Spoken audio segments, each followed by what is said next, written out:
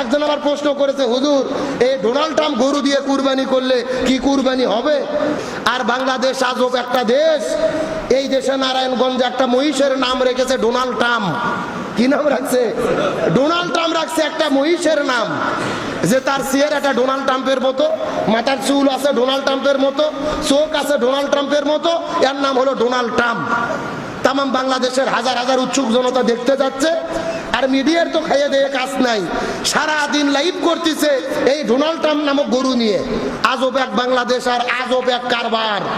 আমার তো মনে বলে এই খবর যদি ডোনাল্ড ট্রাম্প জানে, বাংলাদেশে শুরু করতে পারে।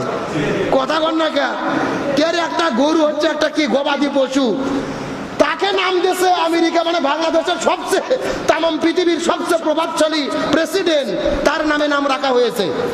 একজন আবার প্রশ্ন করেছে, হুজুর এই ডোনাল্ড ট্রাম্প গরু দিয়ে কুরবানি করলে কি কুরবানি হবে? গরুর নাম রাজা, বাদশাহ, শাকিব খান, ডোনাল্ড ট্রাম্প। ভালো করে বোঝেন, এই যে ডোনাল্ড ট্রাম্প গরুর নাম রাখা হয়েছে, নাম কি গরু নিজে নিজে রাখছে না গরুর মালিক রাখছে? ওই কোম্পানির মালিক, ওই ফার্মের মালিক। সুতরাং এখানে গরুর কোনো দোষ নাই। যে কোনো লোক আল্লাহর সন্তুষ্টির জন্য যদি কুরবানি দেয়, ডোনাল্ড ট্রাম্প দিয়ে কুরবানি হবে।